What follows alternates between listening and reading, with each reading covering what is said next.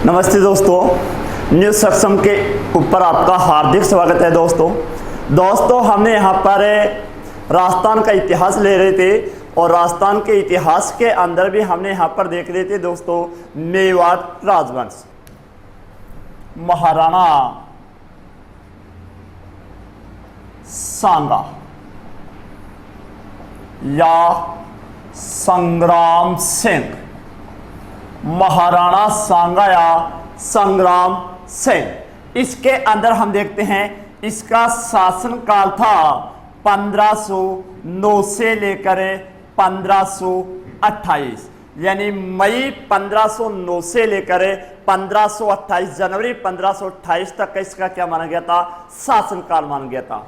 अब देखते हैं दोस्तों कि महाराणा सांगा, जो हमारा महाराणा सांगा था, इसने युद्ध भूमि के अंदर एक हाथ खो दिया था, एक हाथ एक पैर नहीं था और एक आंख नहीं थी, और शरीर के ऊपर तलवार के 80 घाव थे।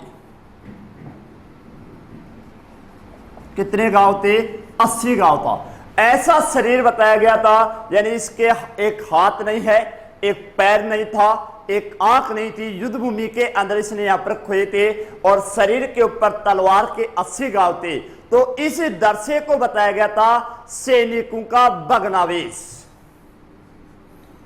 सैनिकों का भग्नावेश, सैनिकों का भग्नावेश। किस व्यक्ति ने बोला था?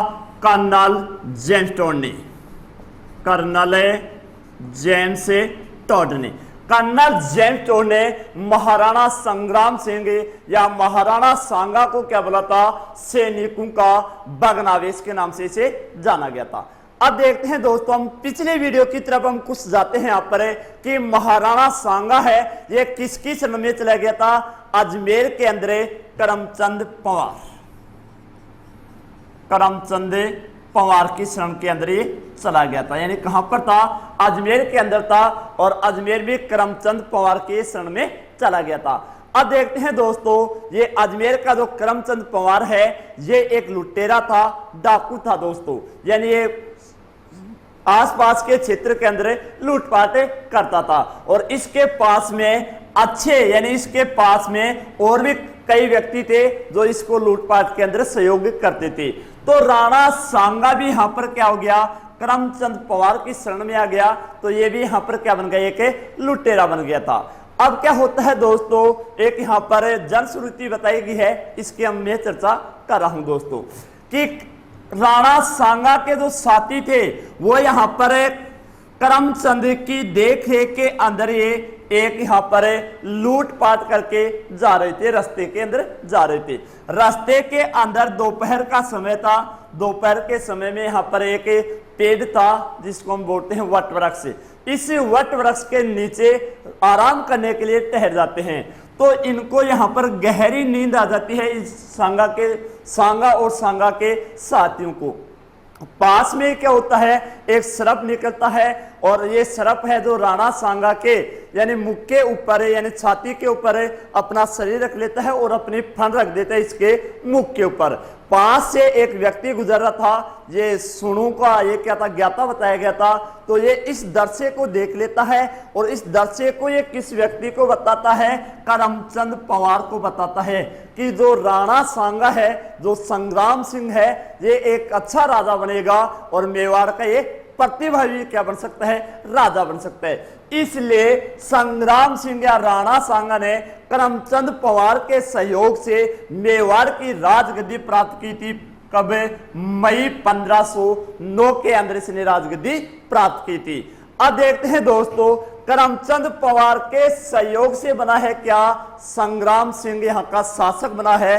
तो इसी राणा सांगा ने करमचंद पवार को एक उपाधि दी थी, रावल की उपाधि। कौन सी उपाधि प्राप्त हुई थी इसकी? रावल की उपाधि।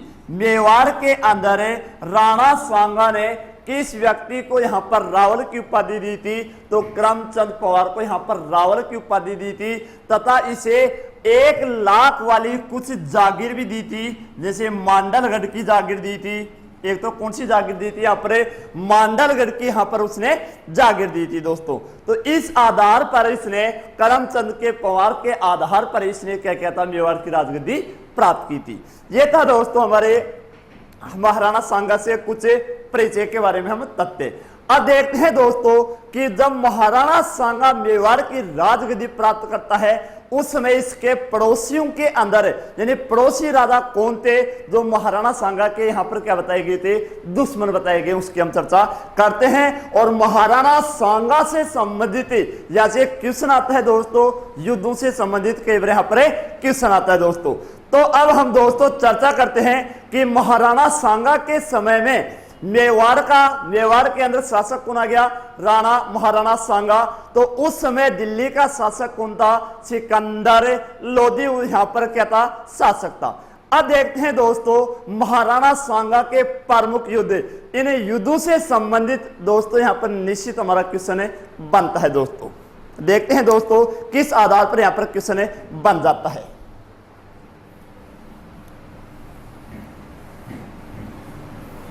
महाराणा सांगा के प्रमुख युद्ध,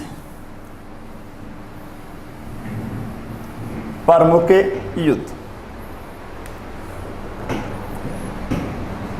महाराणा सांगा से संबंधित हमारे यहां पर कुल युद्ध हैं जो 5 युद्ध महत्वपूर्ण युद्ध बताए गए हैं। इन युद्धों के बारे में हम यहां पर दोस्तों चर्चा करते हैं।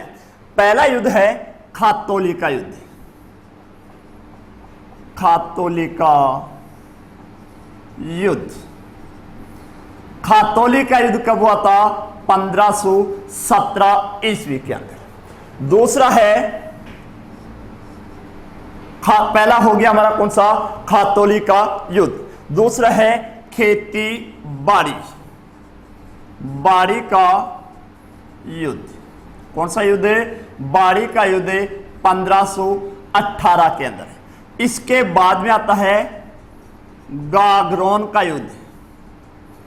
गागरोन का युद्ध 1519 के अंदर। इसके बाद में आता है गागरोन के बाद में बयाना का युद्ध। बयाना का युद्ध 16 फरवरी 1527 के अंदर। और इसके बाद में आता है खानवा का युद्ध। कौन सा युद्ध यहां पर है, खानवा का युद्ध 17 मार्च 1527 को। ये देखते हैं दोस्तों कई बार क्वेश्चन आता है इन युद्धों से संबंधित कि महाराणा सांगा के प्रमुख युद्धों का क्रम या सुमेलित कीजिए। एक तरफ दे देगा जैसे बाड़ी का युद्ध, एक तरफ यहां पर सन दे देता है और एक तरफ युद्धों का यहां पर नाम देता है। तो खातौली का युद्ध कब हुआ था, 1517 के अंदर, यानी खेती करनी है उसके बाद में क्या करनी है, बाड़ी करनी है। तो खातौली का युद्ध 1517 में हुआ था, बाड़ी का युद्ध 1518 के अंदर हुआ था, गागरोन का युद्ध 1519 को हुआ था, बयाना का युद्ध 1527 को यानी 16 फरवरी 1527 को हुआ था, और खानवा का युद्ध 17 मार्च 1527 को हुआ था। इन युद्धों के बारे में भी हम यहाँ पर डिटेल से यहाँ पर चर्चा करेंगे दोस्तों, लेकिन मैंने आपको बताया है कि इनका क्रम यहाँ से दोस्तों पूछ लेता है। एक तरफ युद्धों का नाम दे देगा और एक तरफ क्या पूछ दे देता है, यहाँ पर सन दे देता है और इनको सुमेलित करने वाला क्वेश्चन कई बार पूछ लिया जाता है दोस्तों। एक क्वेश्चन तो हमारा ऐसे बनता है। दूसरी बात है यहाँ पर ये खातौली का युद्ध किस किस के मध्य हुआ था, इसके बारे में हम चर्चा में करते हैं दोस्तों कि खातौली का युद्ध कब और किसके मध्य हुआ था।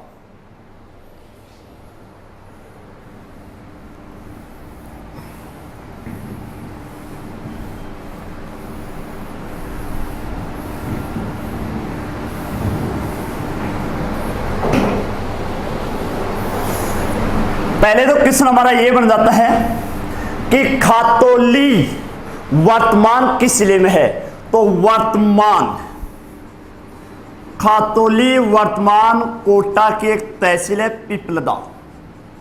कौन सी तहसील है, पिपलदा तहसील में है, पड़ता है हमारा क्या, खातौली।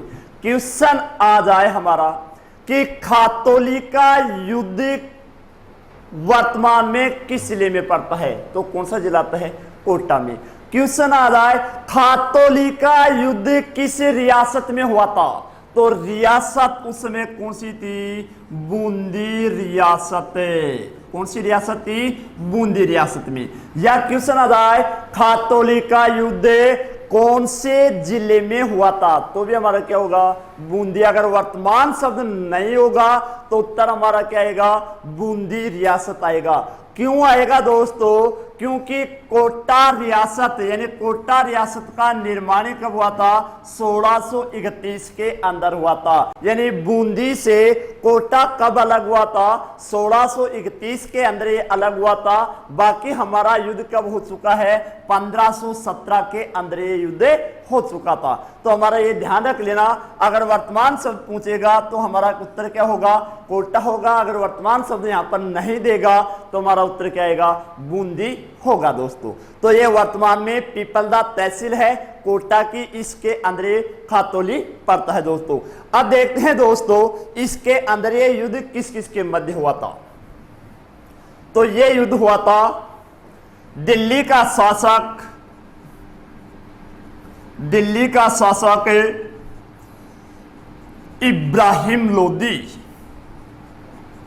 इब्राहिम लोदी व राणा सांगा के मध्य। इसके मध्य हुआ था इब्राहिम लोदी व राणा सांगा के मध्य युद्ध हुआ था। कौन सा युद्ध, खातौली का युद्ध। इसी युद्ध के अंदर राणा सांगा ने एक हाथ गवाया और एक पैर गवा दिया था। राणा सांगा ने अपना एक हाथ वह अपना एक पैर कौन से युद्ध के अंदर गवाया था, यानी इसी युद्ध के अंदर ये हाथ और पैर कट गए थे। कौन से युद्ध के अंदर, खातौली के युद्ध के अंदर। इसने अपनी एक आंख पहले गवा चुकी थी, क्योंकि एक ज्योतिष के पास में गए थे तो पृथ्वीराज सिसोदिया था, जिसे उड़ना पृथ्वीराज के नाम से जाना जाता था, उसने यहाँ पर उसके ऊपर आक्रमण किया था। उस समय इसकी यहाँ पर एक आंख चली गई थी, लेकिन उस समय सारंग देव ने यहाँ पर बीच बचाव कर दिया था दोस्तों। तो यहां पर उसकी एक आंख पहले से थी और खातौली के युद्ध के अंदर एक हाथ गवा दिया और एक यहां पर पैर उसने गवा दिया था दोस्तों। तो इस युद्ध के अंदर विजय प्राप्त होती है किसकी, महाराणा सांगा की यहां पर विजय प्राप्त हुई थी दोस्तों। तो खातौली का युद्ध कब हुआ, 1517 के अंदर। कहां पर पड़ता है वर्तमान में, कोटा में, लेकिन उसमें कहां पर पड़ता था, बूंदी रियासत के अंदर आता था। यह युद्ध किसके मध्य हो रहा है, इब्राहिम लोदी व राणा सांगा के मध्य लड़ा गया था। और इस युद्ध के अंदर उसने एक हाथ और एक पैर गवा दिया था, एक आंख पहले उसने गवा चुका था दोस्तों। अब इसके बाद में दूसरा युद्ध देखते हैं, बाड़ी का युद्ध। कौन सा युद्ध है, बाड़ी का युद्ध। दूसरा युद्ध है बाड़ी का युद्ध।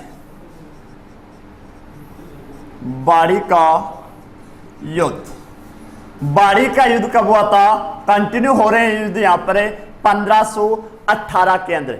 यह युद्ध भी किस किस के मध्य हुआ था, इब्राहिम लोदी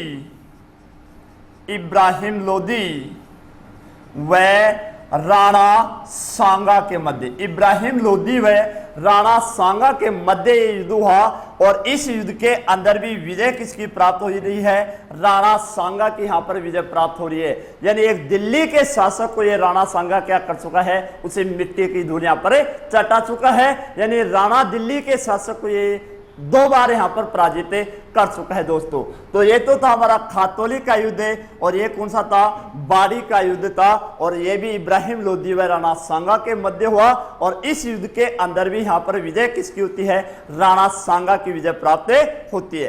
अब देखते हैं दोस्तों तीसरी विजय यहां पर कौन सी है, गाग्रोन का युद्ध।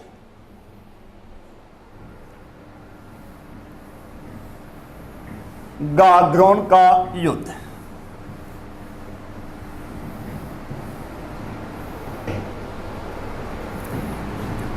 तीसरी विजय प्राप्त की, गाग्रोन का युद्ध। और गाग्रोन का युद्ध कब हुआ था, 1519 ईस्वी के अंदर। गाग्रोन का युद्ध कब हुआ था, 1519 ईस्वी के अंदर गाग्रोन का युद्ध लड़ा गया था। अब देखते हैं दोस्तों कि गागरोन का युद्ध किस किस के मध्य यहां पर लड़ा गया था। तो उस समय मालवा का शासक था, मालवा का शासक था महमूद खिलजी सेकंड। इसे मैं मालवा या मांडू बोल सकता हूं, दोनों बोला जाता है। मालवा का शासक कौन था? महमूद खिलजी सेकंड था। और यहां पर मेवाड़ का शासक उस समय कौन था? राणा सांगा था, राणा सांगा था। इस युद्ध का प्रमुख कारण क्या है कि यह युद्ध क्यों लड़ा गया था? इस युद्ध का प्रमुख कारण है कि यहां पर गागरोन का उस समय शासक था मेदिनी राय, मेदिनी राय। गागरोन का शासक कौन था? मेदिनी राय। तो इस महमूद खिलजी ने आक्रमण कर दिया, कहां पर? गागरोन के ऊपर आक्रमण कर दिया था और इस मेदिनी राय को यह क्या कर चुका था? पराजित कर चुका था। इसलिए मेदिनी राय कहां पर चला गया? मेवाड़ के शासक राणा सांगा की सहायता के लिए चला जाता है और राणा सांगा ने आक्रमण कर दिया किसके ऊपर? महमूद खिलजी सेकंड के ऊपर आक्रमण कर देता है और इस युद्ध के अंदर भी विजयी होती है किसकी? राणा सांगा की यहां पर क्या होती है? विजयी होती है। इब्राहिम लोदी को ये कितने बार हरा चुका है? 2 बार यहां पर पराजित कर चुका है। मालवा या मांडू का शासक कौन है? महमूद खिलजी सेकंड है। इसको भी ये क्या कर देता है? यहां पर पराजित कर देता है। अब दोस्तों यहां पर राजनीति परिवर्तन हो जाएगा, क्योंकि दिल्ली के अंदर पानीपत का प्रथम युद्ध होगा और पानीपत के प्रथम युद्ध के अंदर एक बार में यहाँ पर सिलेबस में हमारा नहीं है, लेकिन एक बार मैं बता देता हूं कि पानीपत का युद्ध राणा सांगा के यहाँ पर मध्य नहीं था, लेकिन इसका कुछ मैं आपको इसके बाद में जो युद्ध होगा ये इससे जुड़ जाएगा दोस्तों। तो उसके बारे में हम चर्चा करते हैं। देखो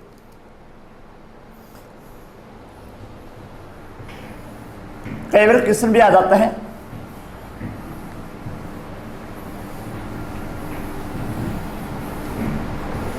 पानीपत का प्रथम युद्ध,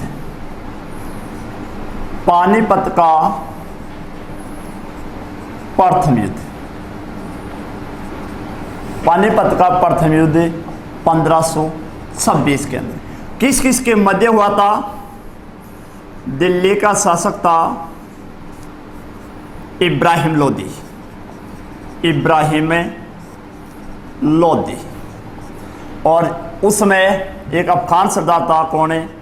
बाबर। अफगानिस्तान का कौन था? बाबर। इन दोनों के मध्य यहां पर एक युद्ध हुआ था और इसी युद्ध को हम बोलते हैं पानीपत का प्रथम युद्ध।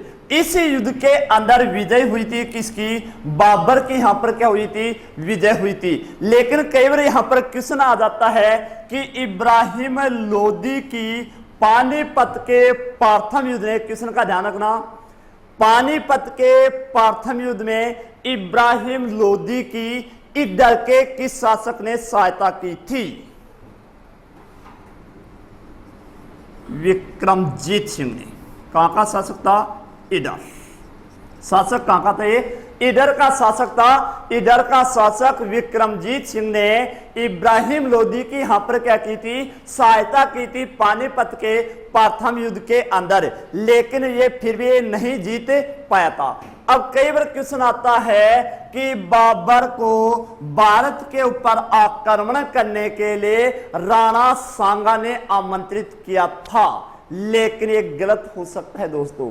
क्यों होता है? क्योंकि सिर्फ और सिर्फ बाबर की जो आत्मकथा है बाबरनामा, इसी आत्मकथा के अंदर बोला गया था कि बाबर को भारत के ऊपर आक्रमण करने के लिए राणा सांगा ने बोला था, यानी उसे सहायता भी ऐसे बताते हैं बाबरनामा के अंदर कि उसने यहां पर आमंत्रित किया था। अगर आमंत्रित किया होता तो खानवा का युद्ध अगले ही साल 27 के अंदर राणा सांगा और इसी बाबर के मध्य युद्ध नहीं होता। लेकिन बाबरनामा में यह भी बताया गया कि बाबर को आमंत्रित राणा सांगा ने किया है, लेकिन जैसे पानीपत का युद्ध प्रारंभ होता है तो राणा सांगा ने यहां पर उसकी सहायता नहीं की थी और इसी को लेकर यहां पर क्या हुआ था? जो खानवा का यहां पर युद्ध लड़ा गया था। लेकिन यहां पर देखते हैं दोस्तों, ये हमें आदान नहीं बता सकते, क्योंकि बाबरनामा के अंदर ही बोला गया था कि राणा सांगा ने उसको आमंत्रित किया था, लेकिन ऐसा नहीं हो सकता। अगर होता ऐसा तो ये युद्ध अगला खानवा का नहीं होता। तो देखते हैं दोस्तों यहां पर है कि इस बाबर को यहां पर है आमंत्रित किसके द्वारा किया गया था। तो एक तो था आलम खां लोधी, आलम खां लोधी था इसको आमंत्रित करने वाला, और एक था दौलत खां लोधी, दौलत खां लोधी। आलम खां लोधी व दौलत खां लोधी के द्वारा इसको आमंत्रित यहां पर किया गया था। दौलत खां लोधी कौन था? इस इब्राहिम लोधी का चाचा था। और आलम खां लोधी कौन था? इस इब्राहिम लोधी का चचेरा भाई था। कौन था? चचेरा भाई था। तो हमारा क्वेश्चन देखना, बाबर को भारत के ऊपर आक्रमण करने के लिए किन दो व्यक्तियों ने यहां पर आमंत्रित किया था? बाबर को आमंत्रित किया था किसके द्वारा? आलम खां लोधी, उसमें पंजाब का भी गवर्नर था, और दौलत खां लोधी यानी इसका ये इब्राहिम लोधी का ये क्या था? चाचा था। तो देख लेना दोस्तों यहां पर आलम खां लोधी व दौलत खां लोधी ने बाबर को भारत के ऊपर आक्रमण करने के लिए आमंत्रित किया था, न कि राणा सांगा ने। ठीक है, तो ये था हमारा पानीपत का प्रथम युद्ध है। और इसी युद्ध के अंदर इब्राहिम लोधी की क्या हो जाती है दोस्तों? यहाँ पर हार ही नहीं, यहाँ पर इब्राहिम लोधी मारा जाता है। और दिल्ली सल्तनत काल का एक मात्र ऐसा शासक था जो युद्ध भूमि के अंदर मारा गया था, वो भी कौन था? इब्राहिम लोधी था। तो अब देखते हैं दोस्तों हमारे राणा सांगा का जो हमारा तीसरा युद्ध था, उसके बारे में हम चर्चा करते हैं। चौथा युद्ध, क्योंकि खातौली का युद्ध देख लिया हमने, बाड़ी का युद्ध देख लिया हमने, गागरोन का युद्ध हमने यहां पर देख लिया। अब देखते हैं यहां पर बयाना का युद्ध। बयाना कहां पर पड़ता है? वर्तमान भरतपुर के अंदर। ठीक है, तो बयाना का युद्ध कब हुआ था? 1527 के अंदर। कब लड़ा गया था? 1527 में, यानी 16 फरवरी 1527 के अंदर कौन सा युद्ध लड़ा गया था? बयाना का युद्ध, जो वर्तमान में भरतपुर के अंदर आता है। और ये 16 फरवरी 1527 के अंदर युद्ध लड़ा गया था। अब देखते हैं यहां पर, यानी उसमें राणा सांगा कहां पर है? मेवाड़ या चित्तौड़ में। और ये उसमें बयाना इसी की रियासत के अंदर आता था, बयाना भरतपुर भी। इधर हमारा उस समय दिल्ली का शासक कौन आ चुका था? बाबर। कौन आ चुका था यहां पर? बाबर। अब बाबर ने मेवाड़ के ऊपर या राणा सांगा के ऊपर आक्रमण क्यों किया होगा?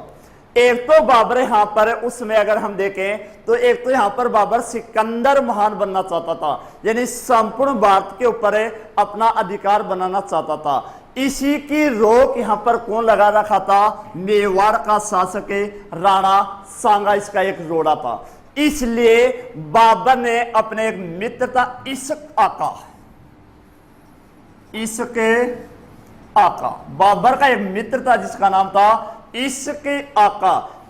इश्क आका को बयाना के ऊपर क्या भेजता है? अपनी सेना के साथ में यहां पर आक्रमण करने के लिए भेज देता है। लेकिन इश्क आका यहां पर अपना नियंत्रण नहीं कर पाया, यानी इसके मित्र इश्क आका की क्या हो जाती है? हार हो जाती है। हार होने के बाद में बाबर ने अपने बहनोई मेहंदी ख्वाजा, किसको भेज रहा है? मेहंदी ख्वाजा को अधिकार करने के लिए, बयाना के ऊपर आक्रमण करने के लिए यहां पर क्या करता है? भेज देता है। उसमें यहां से राणा सांगा मेवाड़ से जाता है और बयाना के दुर्ग को यहां पर चारों तरफ से घेर लेता है। और इस युद्ध के अंदर मेहंदी ख्वाजा की क्या होती है? यहां पर हार होती है, यानी मुगल सेना की यहां पर बहुत बुरी तरह से यहां पर हार हो जाती है। हार होने के बाद में यहां पर मुगल सेना क्या हो जाती है? इन राठौड़ों से, इन राजपूतों से क्या हो जाती है? कायरतीत हो जाती है, इनसे ड्रपना प्रारंभ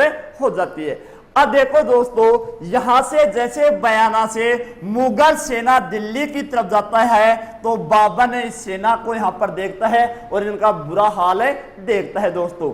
तो अब देखते हो यहाँ पर दोस्तों, बाबर एक युद्ध करने की तैयारी करता है, लेकिन बाबर की सेना जो मुगल सेना है यह युद्ध करने के लिए तैयार नहीं होती है। बाबर की सेना साफ साफ बोल देती है कि आप किसी भी व्यक्ति से युद्ध करा दो, लेकिन हमें राजपूतों से युद्ध नहीं करेंगे, क्योंकि राजपूत युद्ध करने एक युद्ध को युद्ध नहीं मानते हैं, वो तो युद्ध को एक क्या मानते हैं, खेल समझते हैं। लेकिन यहां पर बाबर की सेना तैयार नहीं होती है। जब बाबर की यहां पर सेना तैयार नहीं होती है तो इस बाबर के द्वारा अपनी सेना को लालच देता है कि आप अगर मेरे क्योंकि उस समय बाबर क्या करता था, शराब पीता था, तो बाबर बोलता है कि अगर आप मेरे शराब पीने से परेशान हो तो आज के बाद में मैं शराब नहीं पीऊंगा। सेना उसे जवाब देती है कि आप चाहे शराब पियो या नहीं पियो, उससे हमारा कोई मतलब नहीं है।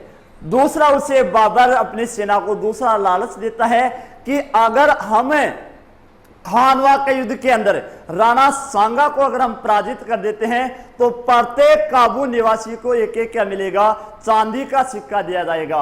बाबर की सेना उसे जवाब देती है कि मरने के बाद में चांदी का सिक्का किस काम का। लेकिन अंत में यहां पर बाबर ने एक शब्द बोला था और वो शब्द बोला था जिहाद। ये उसने इस युद्ध को क्या बोला था, जिहाद का युद्ध। देखते हैं दोस्तों वो जिहाद का युद्ध कौन सा था।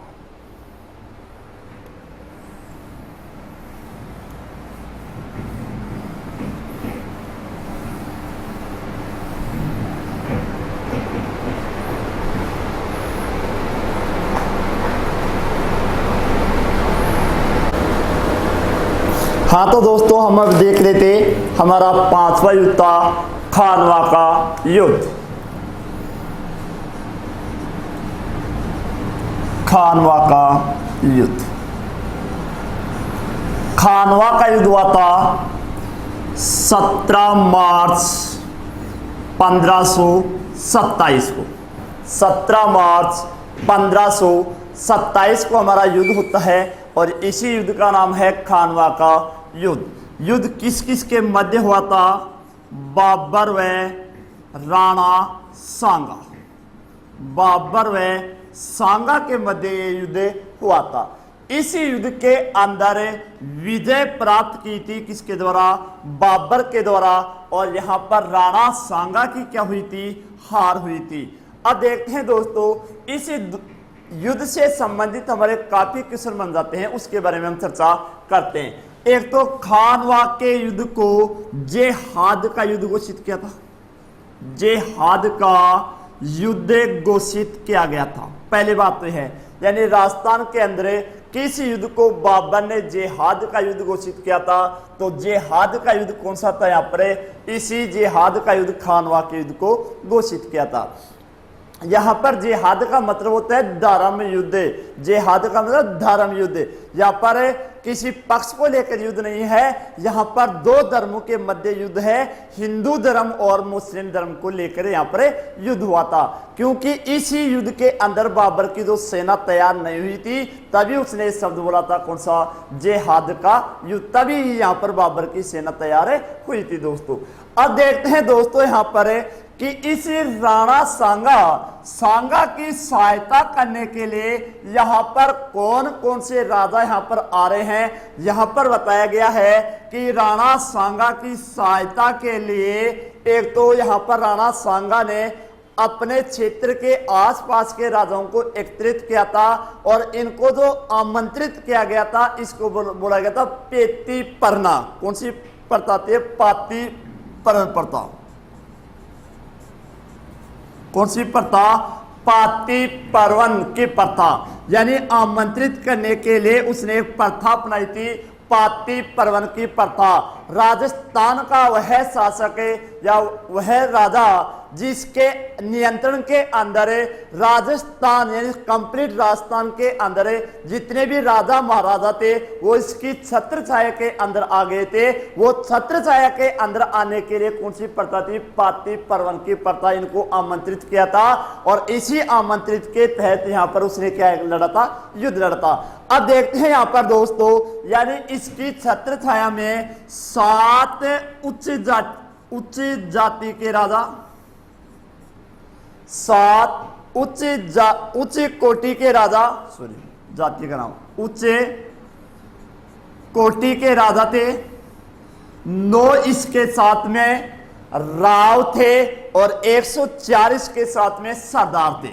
सरदार कितने बताए गए हैं? 140 के साथ में सरदार थे। ये कर्नल जेम्स टोड ने बोला था कि इस राणा सांगा के साथ में 7 उच्च कोटि के यहाँ पर राजा थे, 9 इसके साथ में राव थे और 140 के साथ में क्या थे? सरदार थे। इतनी विशाल सेना के साथ में ये खानवा का युद्ध लड़ा गया था दोस्तों। अब देखते हैं दोस्तों यहाँ पर इसी खानवा के युद्ध के अंदर जो दर्शे जो हमारे क्वेश्चन बनते हैं उसके अंदर देखते हैं कि इसी युद्ध के अंदर राणा सांगा कि यहाँ पर इस युद्ध के अंदर क्या होती है? हार होती है। हार का कारण क्या था? हार का यहाँ पर कारण क्या था?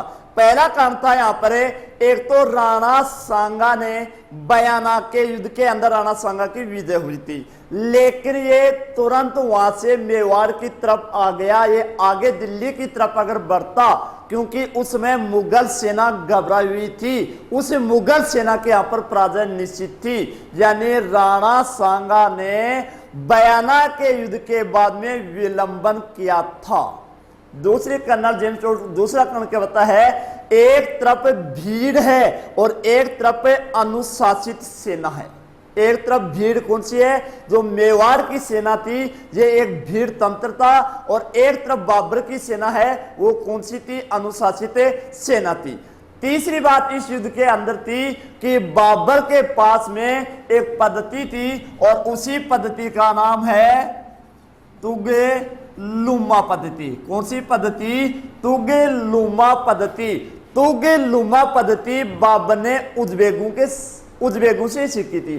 क्या होती है तुगेलुमा पद्धति? कि तुगेलुमा पद्धति का मतलब होता है आधी सेना युद्ध के अंदर उतार दी जाती है और आधी सेना को छिपाकर यहाँ पर रखा जाता है। जब युद्ध होता है तो जो आधी छिपी हुई सेना है वो अचानक क्या कर देती है? आक्रमण कर देती है। 2 कारण यहाँ पर, एक तो अनुशासित भीड़ व अनुशासित सेना, दूसरी थी तुगेलुमा पद्धति। चौथा था यहाँ पर बाबर के पास में क्या था? तोपखाना। बाबर के पास में क्या था? तोपखाना। जो राणा सांगा की सेना थी, जो राजपूत सेना है, पहली बार यहाँ पर क्या देख रही है? तोपखाना को यहाँ पर देख रही थी। इसलिए बाबर की सेना के पास में टिक नहीं पाई थी, क्योंकि यहाँ पर जो बाबर जो राजपूत हैं ये पहली बार यहाँ पर तोप देख रहे हैं, यानी 2 पीछे यानी काफी दूरी से क्या कर देते हैं? गोले बरसा रहे थे। इसलिए ये सेना क्या हो गई थी? हड़बड़ा गई थी दोस्तों। तो ये तो थे इसके हार के कारण। दूसरी बात है, एक कारण और बताया गया था, यहां पर एक सिहल्दी तंवर था। सिहल्दी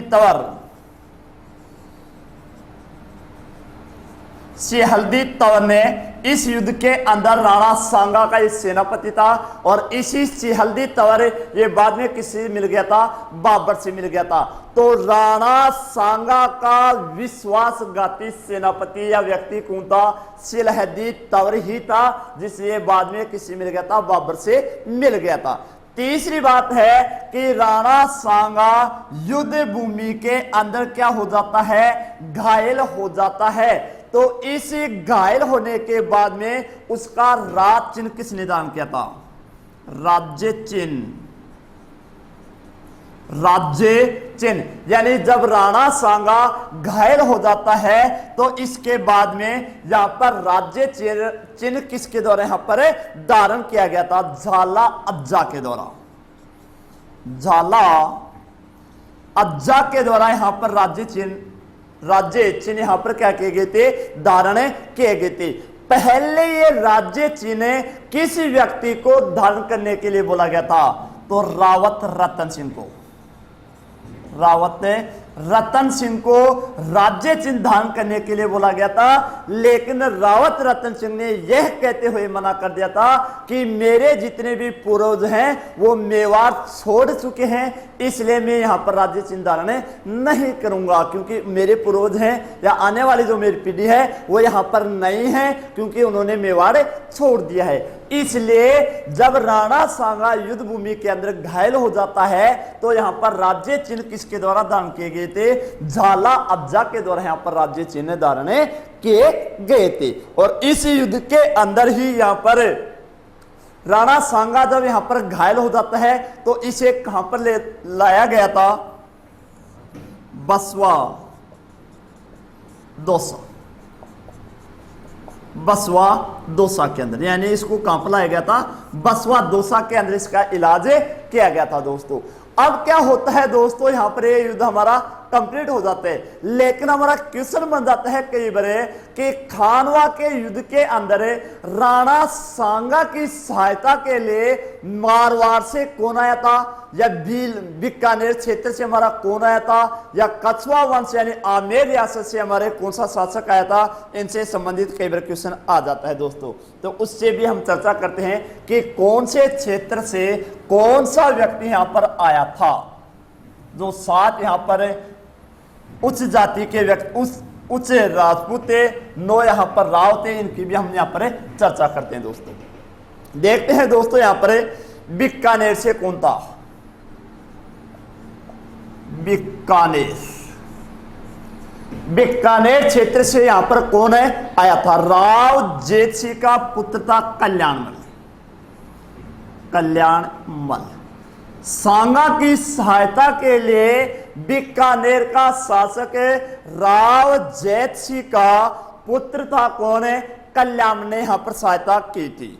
जोधपुर से कौन था? जोधपुर, जोधपुर से था राव गंगा का पुत्र मालदेव राठौड़। मालदेव राठौड़ था। कौन था यहां पर? मालदेव राठौड़, जो राव गंगा का पुत्र था। सिरोही से कौन था? सिरोही, सिरोही से था अखेराज। अखेराज दुद्धा। अखेराज दुद्धा कहां से था? सिरोही से था। और बसवा के अंदर अखेराज दुद्धा ने इसको बसवा के अंदर लेकर आया था। इडर से कौन था? इडर वर्तमान गुजरात, बारमल। कौन था यहां से? इडर से कौन था? भारमल था। चंदेरी से कौन था? चंदेरी से मेदिनी राय। कौन था? चंदेरी से था मेदिनी राय था। आमेर से कौन था? आमेर से पृथ्वीराज कच्छावा। पृथ्वीराज कच्छावा, कच्छावा क्यों बोलते हैं? यहां पर कछवा वंश है। आमेर वर्तमान जयपुर। अब देखते हैं मैरता से कौन था? मैरता वर्तमान नागौर। तो इस क्षेत्र से कौन था? मैरता नागौर से खानाजादा, सॉरी मैरता से था हमारा हसन खां मेवाती। हसन खां मेवाती। मैरता से कौन था? हसन खां मेवाती। और इस मेवात से, मेवात, मेवात, मेवात क्षेत्र से कौन था? हसन खां मेवाती। अब देखते हैं मैरता नागौर से रायमल राठौड़। मैरता नागौर से था रायमल राठौड़। कौन था? रायमल राठौड़ था। सलुम्बर से कौन था? सलुम्बर, सलुम्बर से रावत रतन सिंह। रतन सिंह। पहली बार जब राणा सांगा यहां पर घायल हो जाता है तो राज्य चिन्ह के लिए यहां पर किसको आमंत्रित किया गया था? रतन सिंह को किया गया था। लेकिन रतन सिंह ने ये कहते हुए यहां पर मना कर दिया था कि मेरे पूर्वज यहां पर मेवाड़ से अपना पूर्वज यहां से चले गए हैं, इसलिए मैं यहां पर इस राज्य चिन्ह को धारण नहीं करूंगा। और इसके स्थान पर किसको यहां पर राज्य चिन्ह धारण किए गए थे? झाला अज्जा ने सांगा के घायल होने के बाद में राज्य चिन्ह धारण किए थे दोस्तों। अब दोस्तों यहां पर देखते हैं कि एक युद्ध होता है और इसी युद्ध को चंदेरी का युद्ध के नाम से जाना जाता है। इस युद्ध के अंदर जब राणा सांगा यहां पर घायल हो जाता है तो राणा सांगा पहुंचता है कि युद्ध का हालत कैसा है, युद्ध के अंदर किसकी पराजय हुई। तो राणा सांगा को बताया जाता है कि युद्ध के अंदर बाबर की क्या हो चुकी है? विजय हो चुकी है, हमारी क्या हुई है? हार। तो उसी समय उसने शपथ लिया था कि जब तक मैं बाबर को पराजित नहीं कर दूंगा तब तक मैं न तो मेवाड़ जाऊंगा और न सिर के ऊपर पगड़ी रखूंगा। अब देखते हैं दोस्तों चंदेरी से कौन है? मेदिनी राय। किसकी सहायता कर रहा था? सांगा की। इसलिए बाबर ने किसके ऊपर आक्रमण करेगा? मेदिनी राय के ऊपर यह आक्रमण करेगा और इसी युद्ध का नाम कौन सा है? चंदेरी का युद्ध। कौन सा युद्ध है? चंदेरी का युद्ध। देखते हैं दोस्तों चंदेरी का युद्ध। और ये चंदेरी का युद्ध हुआ था 1528 को। 1528 को। अब देखते हैं दोस्तों चंदेरी का शासक कौन है? मेदिनी राय। कौन है यहाँ का शासक? है मेदिनी राय। अब दोस्तों यहां से क्या होता है? जो हमारा राणा सांगा था ये यहाँ पर मेदिनी राय की सहायता करने के लिए यहां से प्रारंभ हो जाता है, चला जाता है। और इसने ये एक इरिची, एक स्थान का नाम है इरिची का मैदान। इरिची का मैदान कहां पर है? एमपी के अंदर। इरिची का मैदान कहां पर है? एमपी के अंदर ये मैदान है। अब देखते हैं दोस्तों यहां पर जैसे राणा सांगा चंदेरी के अंदर मेदिनी राय की सहायता करने के लिए इरिची नामक स्थान पर पहुंच जाता है तो यहां पर राणा सांगा की सेना और मेवाड़ के सरदार इसे मना कर देते हैं कि हम बाबर को इस समय पराजित नहीं कर सकते। क्यों नहीं कर सकते? क्योंकि अभी तक युद्ध से हम उभरे भी नहीं हैं। दूसरी बात है उसके पास में तोपखाना है। उनकी परिस्थितियां देखी जाए तो अभी हम मेवाड़ के अंदर बाबर की हम सेना को पराजित हरा नहीं सकते। इसलिए यहां पर बाबर राणा सांगा क्या करता है? मेदिनी राय की सहायता करने के लिए जिद पकड़ लेता है कि मैं बाबर को तो पराजित करके ही रहूंगा। इसलिए इस इरिची नामक स्थान के ऊपर मेवाड़ के कुछ सरदार क्या करते हैं? राणा सांगा को क्या दे देते हैं? यहां पर जहर दे देते हैं। राणा सांगा को यहां पर क्या दे दिया जाता था? जहर दिया गया था। और कालपी नामक स्थान पर 28 जनवरी 1528 को बाबर की यहां पर क्या हो जाती है? मृत्यु हो जाती है। बाबर को दफनाया गया था कहां पर? मांडलगढ़ में। कहां पर दफनाया गया था? मांडलगढ़ के अंदर। तो बाबर की छतरी भी मांडलगढ़ वर्तमान भीलवाड़ा में। इसी बाबर की छतरी कहां पर बनी हुई है? मांडलगढ़ के अंदर छतरी बनी है। बसवा के अंदर इसे ठहराया गया था तो बसवा दौसा के अंदर इसका क्या बना हुआ है? चबूतरा है। बसवा में क्या है? बाबर का सांगा का चबूतरा है। कालपी मांडलगढ़ के अंदर इसकी क्या बनी हुई है? यहाँ पर छतरी बनी हुई है। ओके दोस्तों, ये तो हमारा दोस्तों राणा सांगा।